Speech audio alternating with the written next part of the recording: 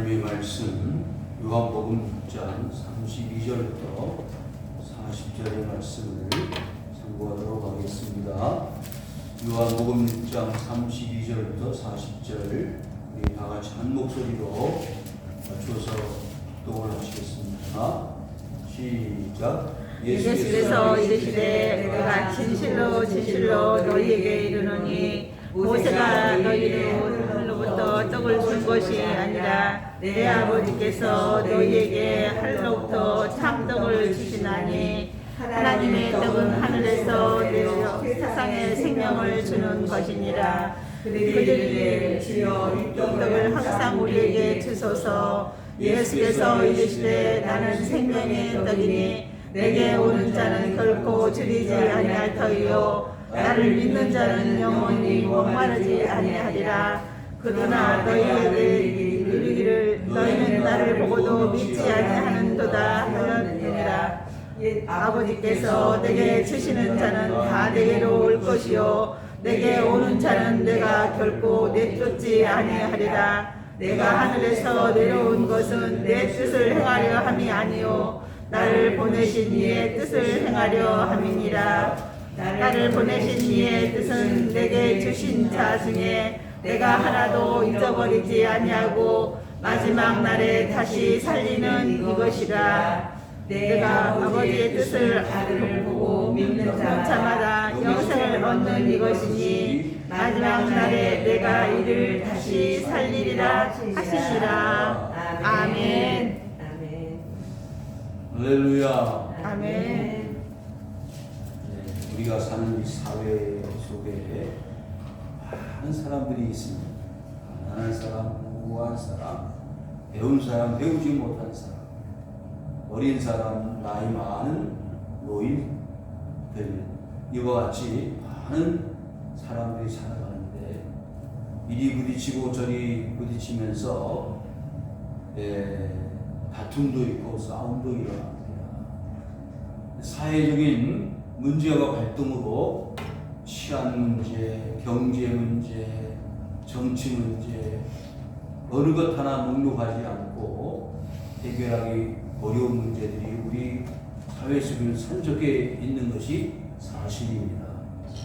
그런데 근래에 와서 급속도로 사회에 큰 문제가 되는 이슈가 있는데 그것은 바로 초고령화 사회 그리고 저출산 문제라는 것이죠.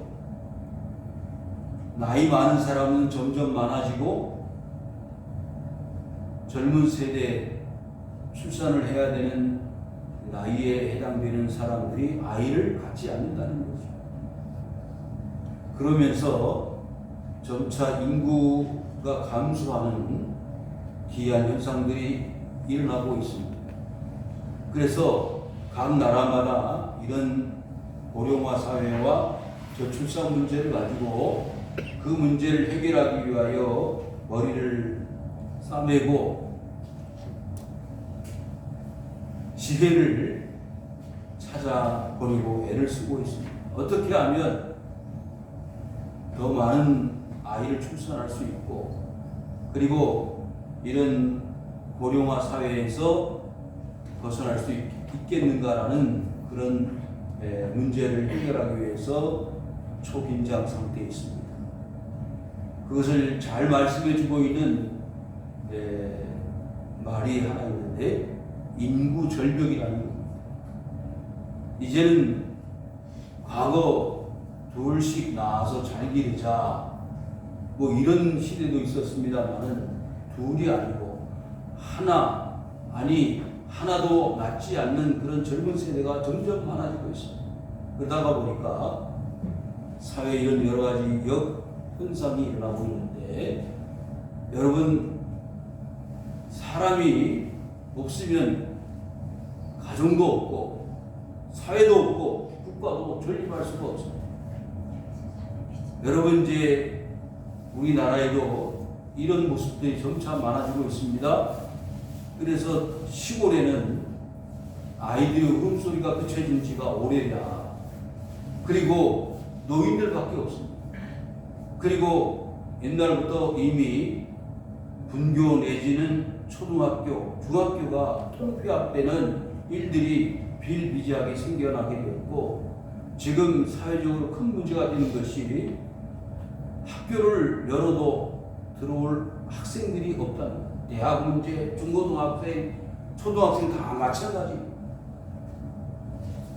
그래서 각 지방자치단체마다 출산 장려를 하고 자녀를 낳으면 장려금을 지불을 하고, 그래도 쉽게 이 저출산 문제가 해결되지 않습니다. 그런데 이렇게 저출산이고 고령화 사회가 되어가는 가장 큰 문제점은 무엇일까요? 왜 그렇게 아이를 낳지 않고 그냥 살아갈까요? 힘들다는 거예요. 살기 힘들다, 어렵다는 거예요. 가장 큰 문제점은 먹고 사는 문제. 옛날에는 상상도 못할 일이 지금 생각해 보면 있었잖아요. 7, 8, 10 이상도 낳는 부모들이 많이 계셨습니다. 지금은 그렇게 생각할 수도 조차도 없고, 젊은 세대가 연끌을 해서 아파트를 하나씩 장만을 했는데 이자 이율이 높아져서 그것을 갚아나기가 버겁고 결혼은 상상도 못하는 일이 되었다. 그런 뉴스를 우리가 지금 접하고 있습니다. 이런 어려운 시대에 우리가 어떻게 하면 지혜롭게 대처해서 이겨나갈 수 있는 승리의 삶을 살 수 있겠는가 하는 것을 생각해 볼 때가 되었다고 봅니다. 우리가 오늘 본문의 말씀을 통해서 과연 인생의 문제, 우리 사람들이 살아가는 문제에 있어서 가장 지혜롭게 이 어려운 모든 문제점들을 해결하고 풀어나갈 수 있는 지름길은 무엇인가를 한번 살펴보고자 하는 것입니다. 여러분, 인생의 답은 도와주는 사람, 협력자, 도와주는 카운셀러라든지 인생의 선배라든지 부모이든지 선생님이든지 도와줄 수 있습니다. 협력해 줄 수 있습니다. 이끌어 줄 수 있습니다. 그러나 가장 근본적인 문제는 그렇게 명쾌하게 그들로부터 도움을 받지 못하고 해결을 할 수 없다는 인생의 벽에 부딪히게 될 때가 많이 있습니다.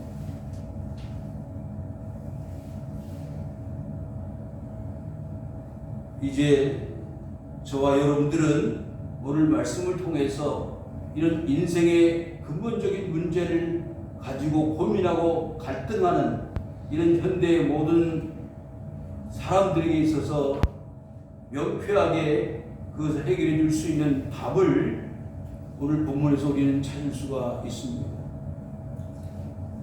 여러분, 지금 튀르키예와 그리고 지진이 난 곳에 많은 사람들이 고통을 당하는 것을 보셨지 않았습니까? 건물 더미에 깔려서 구조를 받지 못하고 그냥 죽어가는 많은 사람들이 있어 우리가 얼마나 안타깝습니까? 지진이 일어나서 지금 죽은 희생당한 사람들이 5만 명이 넘어간다는, 상상을 초월하는 그런 숫자에 많은 사람들이 희생을 당했고, 그리고 우리가 1년 이제 만 1년 되었다고 하는데 러시아와 이 우크라이나의 전쟁을 통해서 얼마나 많은 사람들이 또 희생을 당했습니다. 이런 모든 전쟁이든 지진이든 여러 가지 사회적인 갈등과 그리고 각 국가 간의 전쟁을 통해서 우리가 인생이라고 하는 이런 물음 앞에 어떤 답을 우리가 받을 수가 있겠습니까? 찾을 수가 있겠습니까?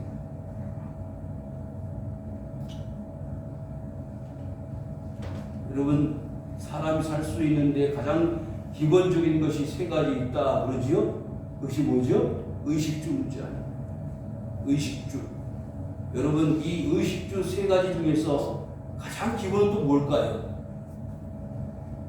저는 그렇게 생각합니다. 먹는 문제. 옷은 2번, 3번 입을 수 있고, 집은 텐트를 치고 막사를 치고 살 수도 있지만 먹는 거 없으면 살 수 없죠. 금방 생명의 위협을 느끼는 것이 먹는 문제 아닙니까? 여러분, 오늘 이 사회 속에, 그리고 세계 모든 국가들이 가장 절박한 문제가 있다면 이제 머지않아 세계 모든 인구에 많은 해당하는 사람들이 먹는 문제를 해결하기 어려울 때가 올 것입니다.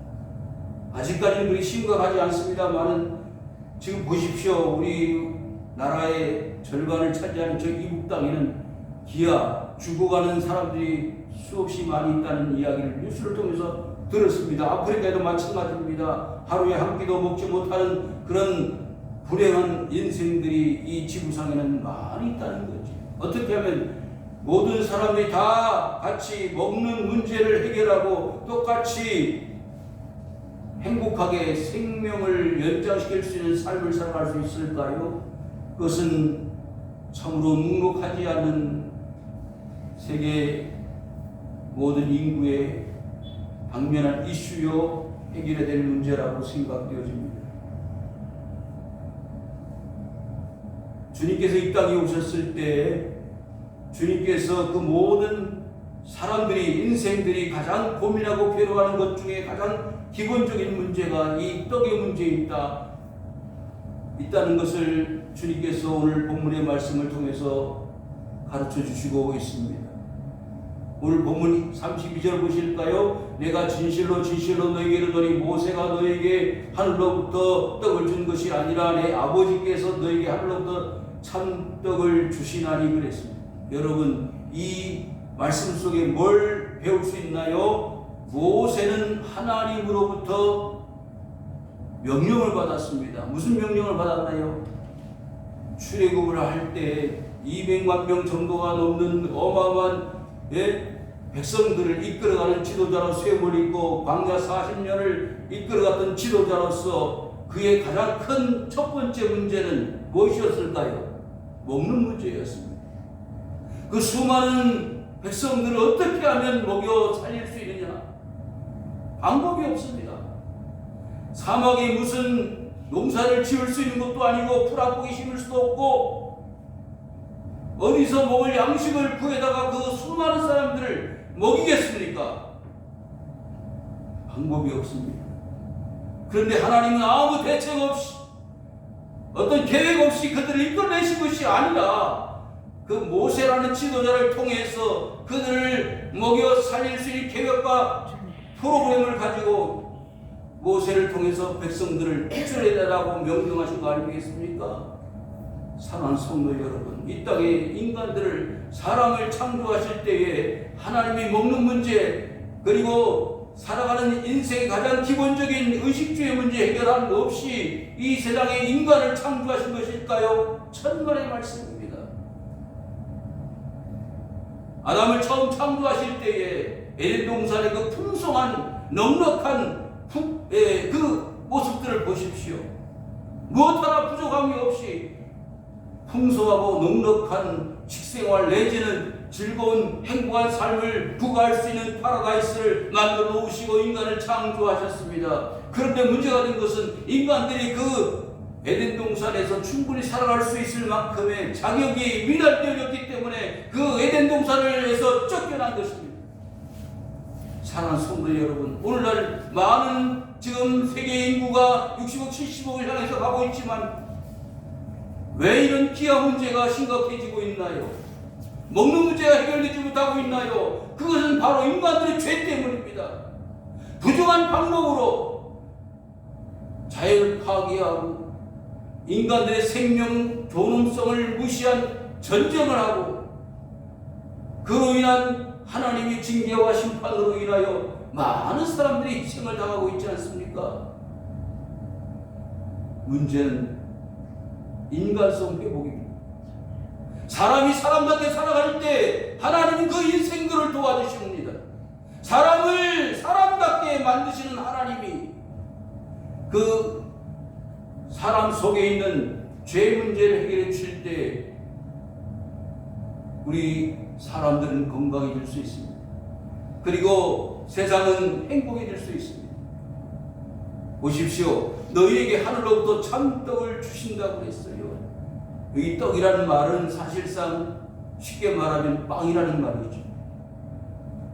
빵을 우리에게 주신다고 했어요. 진짜 우리의 생명을 연장시킬 수 있는 빵을 우리에게 주신다는 것이요. 이스라엘 백성들은 아침마다 나가서 들판에 내려져 있는 새벽마다 그 들판에 내려져 있는 만나라는 것을 거두어다가 그것을 빵을 만들어 먹었습니다. 근데 그들은 40년 그 만나를 먹어서 다 그 광야에서 죽었다고 했습니다. 그런데 하늘로부터 영원히 죽지 않는 하나님의 떡을 주시는데 그 떡을 참떡이라고 했어요.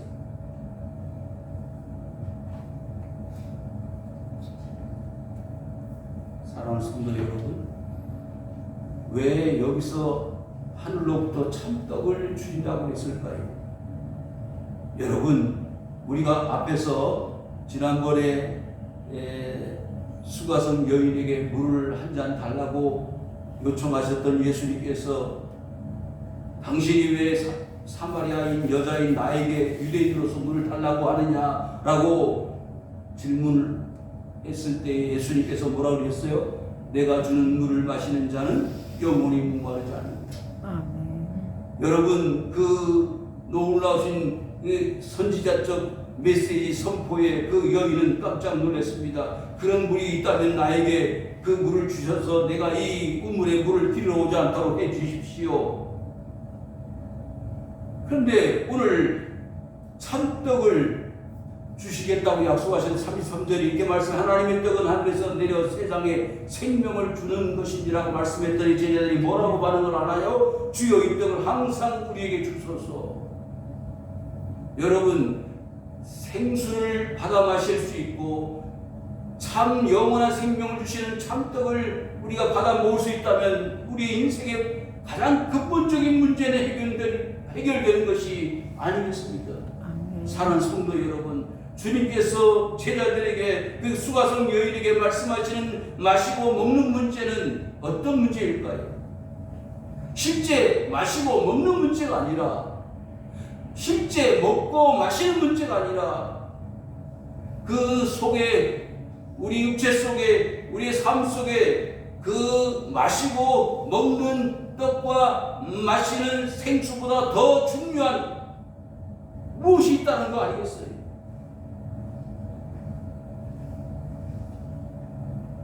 사실 모세가 40년 동안 이스라엘 백성들에게 먹여준 만나가 모세가 준 것이 아니잖아요. 누가 주셨어요? 하나님이 주신 것입니다. 하나님이 주시지 않았다면 그들은 다 광야에서 존재할 수 없었고 죽었을 것입니다. 그럼에도 불구하고 40년 동안을 살 수 있었던 것은 하나님의 특별하신 섭리요 축복이었습니다. 뿐만 아니라 우리의 지금까지 살아온 모든 인생 여정 속에 하나님의 도우심과 역사하심을 통하여 우리는 살아왔습니다. 아멘. 지금까지도 아무 문제 없이 살아왔던 이유는 하나님이 우리에게 주시는 떡이 있었기 때문입니다. 빵이 있었기 때문입니다. 그런데 제자들의 모습을 보면 어제나 오늘이나 내일이나 변함없이 똑같다는 것을 알 수 있습니다. 오병 이어를 가지고요, 몇 명이 먹었죠? 5,000명 이상이 먹었어요. 몇 광지를 남겼어요? 12광지를 남겼습니다. 그런데 또 한 곳에 갔더니 많은 사람이 모여 있었어요. 몇 명이 모여? 4,000명이 모였습니다. 모였는데 뭐 없다고요? 떡이 없다고요. 이제 너희들이 먹을 것을 주어라 그랬더니 먹을 것이 없습니다. 떡 7개밖에 없습니다. 여러분, 오병이어의 기적을 처음 했던 그 제자들의 모습이 변화되어졌어야 했는데 그들은 여전히 떡이 없다는 거예요. 여러분들 지금까지 살아온 모든 인생 여정 속에 하나님이 먹을 것, 마실 것, 입을 것, 쓸 것을 공급해 주셨습니다만 아직도 우리는 먹을 것을 하나님 앞에 구하는 것입니다. 왜? 불안하기 때문에, 힘들기 때문에, 죽을 것 같으니까, 고통스러우니까. 지금까지도 모세를 통해서 광야에서 40년 동안 떡을 주셔서 먹게 하셨던 그 하나님께서 제자들에게 먹을 양식 없이 제자로 부르셨겠습니까? 여러분들을 하나님이 먹을 양식 없이 여러분들을 하나님의 백성으로 부르셨겠습니까? 그러나 그보다 더 중요한 것은 하나님 주시는 진짜 떡, 참떡을 주시려고 여러분들을 부르셨다는 것을 기억하실 수 있기를 바랍니다. 아멘. 35절에 그래서 이렇게 말씀했어요. 나는 생명의 떡이라 그랬어요. 그 떡을 먹으면 어떻게 된다고요? 생명을 얻는다는 거예요. 여러분, 이 세상에 어떤 떡을, 어떤 빵을 먹어도 생명이 주어지는 빵은, 떡은 없습니다. 그런데 주님께서 주시는 떡은 생명을 주신다고 했어요. 뭐라고 했어요? 그 다음에 내게 오는 자는 결코 줄이지 아니할 터이요 나를 믿는 자는 영원히 목마르지 않는. 아멘. 여러분, 여기서 우리는 주목할 말씀이 있습니다. 뭡니까? 나를 믿는 자는 그랬어요. 그러니까 실제로 물을 마시거나 빵을 먹는다는 개념이 아니라 그리스도 예수를 믿으면 생명을 얻는다, 영생을 얻는다, 목마르지 않는다, 줄이지 않는다는 말씀이에요. 아멘. 여러분, 주님은 그걸 보여주시려고 우리에게 오신 거예요. 제자들을 부르신 것입니다. 여러분, 모세를 통해서 40년 동안 만나를 주신 것은 만나를 보고 먹고 배부르게 하는 데 목적이 있었던 것이 아니에요. 그럼 뭘까요? 봐라, 이 광야에서 아무 양식 구할 것도 없고, 떡도 없고 빵도 없는데 아침에 일어나서 일찍 들판에 나가서 먹을 것을 구할 수 있도록 내가 만들어주겠다. 하늘에서 뭐가 내려왔다. 그것이 무엇이냐? 그것이 만나. 꿀을 섞은 과자와 같이 맛이 있었습니다. 꿀을 섞은 과자와 같이 맛이 있었는데 그것이 무엇이냐? 그 뜻이 만나예요. 여러분, 그는 뜻도 모르고 그 만나를 40년 고도하다가 배부르게 먹고 살았습니다. 그런데 그것은 그 만나를 통해서 누구를 보라는 거예요? 하나님을 보라는 거예요. 우리는 하나님 없으면 무슨 문제? 먹는 문제를 해결할 수 없다. 하나님 없으면 우리는 생수를 마실 수 없다. 돌을 쳐서 반석을 쳐서 그 반석에서 물이 터져나와서 그들이 목을 축일 수 있었고 그들이 기르는 가축들이 마실 수 있었지 않습니까? 그들은 빵도 마시는 물도 해결할 수 없었습니다. 그런데 그들은 그때마다 순간마다 하나님이 먹여주시고 마시게 해주셨습니다. 아멘. 그래서 하나님을 믿을 때 살길이 열려집니다. 하나님을 믿을 때 마실 것도 생기고 먹을 양식도 생기더라. 병이 났는데 병이 고쳐지더라. 죽을 문제가 생겼는데 죽지 않을 길이 열려지더라. 그것을 광야에서 보여주셨잖아요. 하나님을 섬기지 않고 모세가 시내산에 올라갔을 때 그들은 40일 동안 금송아지를 만들어 그 앞에 절을 하고 제사를 드렸습니다.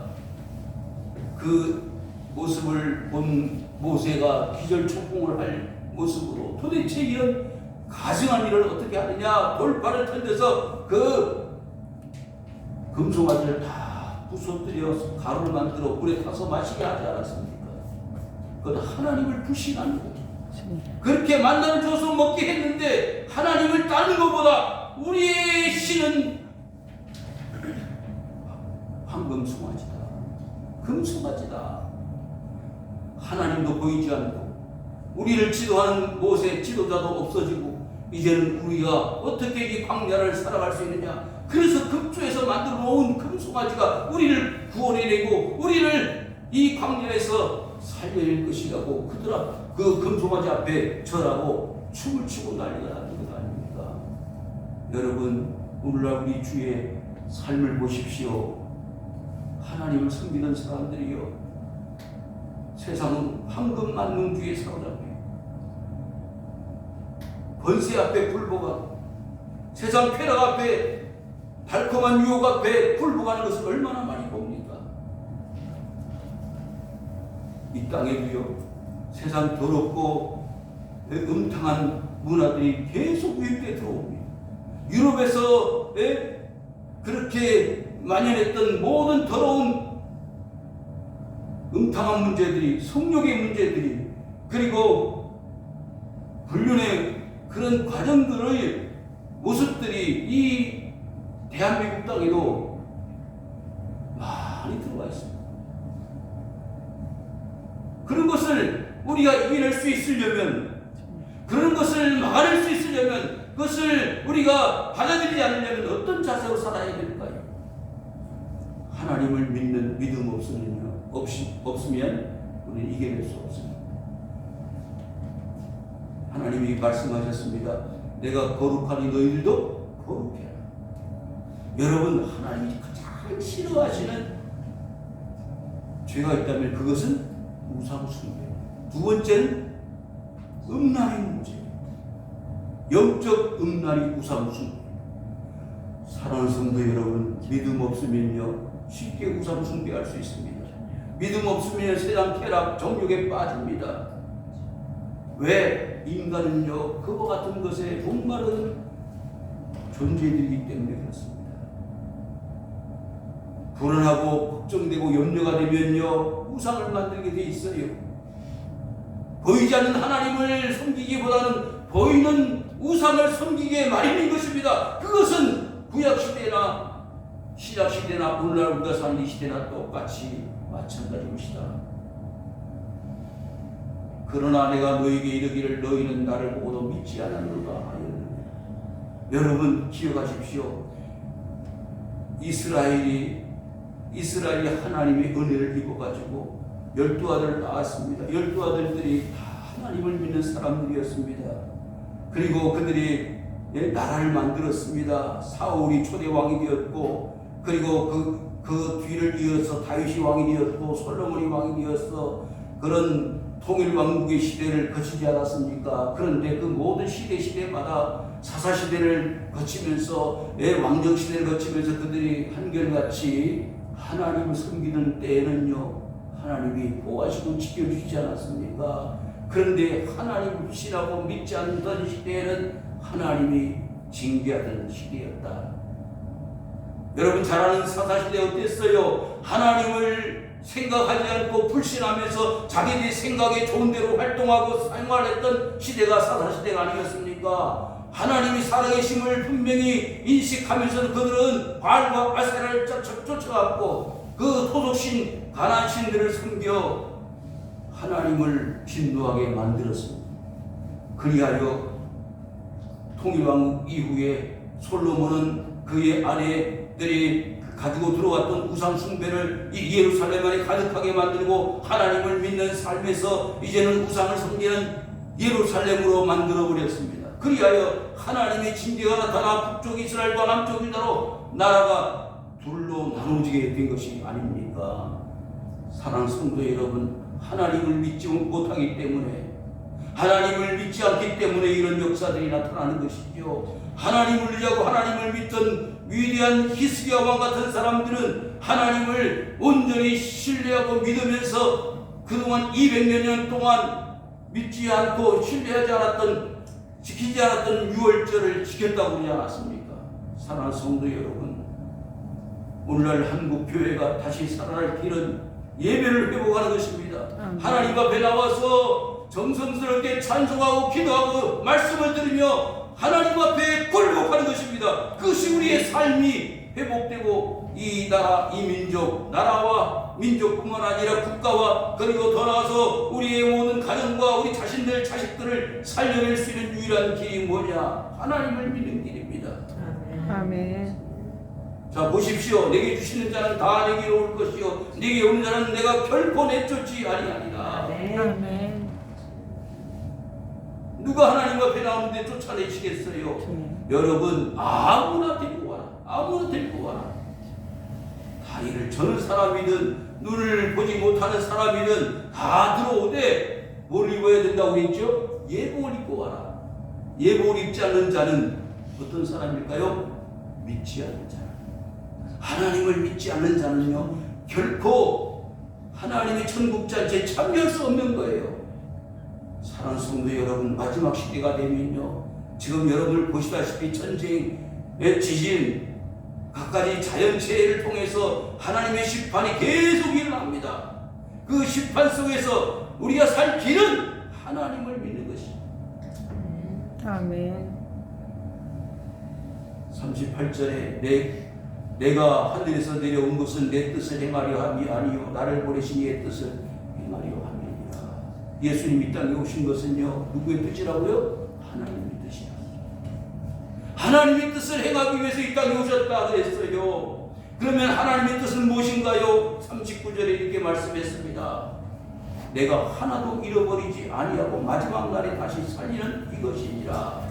아멘. 그러니까 하나님이 이 세상의 모든 사람이 다 구원받기를 원하시는 거예요. 아멘. 여러분들뿐만 아니라 여러분들 통해서 예수 그리스도를 믿어야 될 많은 사람들이 한 사람도 빠짐없이 다 예수 믿고 구원받는 것을 하나님이 원하시기 때문에 예수님을, 하나님의 아들을 이 땅에 보내셨다는 것입니다. 아멘. 그것을 아는 것이 믿음이에요. 믿음은 우리를 살리는 유일한, 하나님을 향해서 나갈 수 있는 유일한 길이에요. 우리 40절 다 같이 한번 읽겠습니다. 시작. 내 아버지의 뜻은 아들을 보고 믿는 자마다 영생을 얻는 이것이 마지막 날에 내가 이를 다시 살리리라 하시니라. 아멘. 아버지의 뜻은 뭐라고요? 아들을 보고 믿는 것이라고 했어요. 영생을 얻는 것이라고 했습니다. 사랑하는 성도 여러분, 생명의 떡 되신 예수 그리스도를 받아 먹는 사람, 예수 그리스도를 믿는 사람, 내가 주는 물을 마시는 자는 영원히 목마르지 않는다고 수가성 여인에게 물 한 잔을 요청하셨던 그 주님이 그 여인에게 주셨던 것은 뭐냐? 생명의 생수입니다.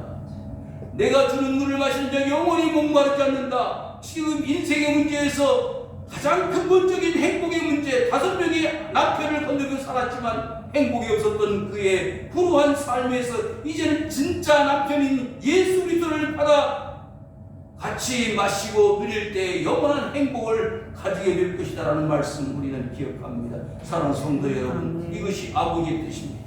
아들을 보고 믿는 것이 아버지의 뜻이고, 그 뜻은 영생을 모든 세상의 사람들이 다 얻는 것입니다.